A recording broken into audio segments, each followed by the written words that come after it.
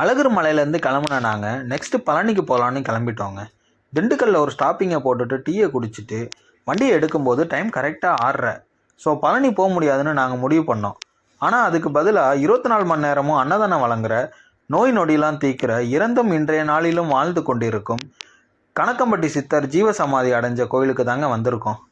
இவருக்கு அழுக்கு மூட்டை சாமியார்னு இன்னொரு பேரும் இருக்குங்க. ஏன் அப்படின்னா, இவர் எப்போ குளிப்பாருன்னு யாருக்குமே தெரியாதுங்க.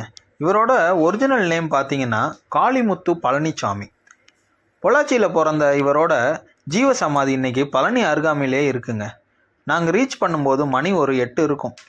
24 மணி நேரமும் அன்னதானங்கிறனால இங்கேயே நைட் சாப்பாடை முடிச்சிட்டோங்க. திண்டுக்கல் டு பழனி நிறைய புது பைபாஸ் இருக்கிறனால நாங்கள் ஒரு 1/2 hour வழி தெரியாமல் சுற்றிட்டோங்க.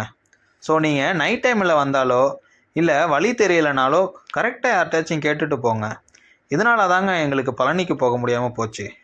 நெக்ஸ்ட்டு என்ன, எல்லோரும் வீட்டுக்கு போய் அவங்கவுங்க வேலையை பார்க்க வேண்டியதுதான். இது வரைக்கும் நீங்கள் கொடுத்த சப்போர்ட்டுக்கு ரொம்ப நன்றிங்க. தொடர்ந்து எங்கள் சேனலை சப்ஸ்கிரைப் பண்ணிவிட்டு வீடியோவை ஷேர் பண்ணிவிடுங்க. அடுத்து எங்கே போகலான்னு கமெண்ட்டில் சொல்லுங்கள். நன்றி, வணக்கம்.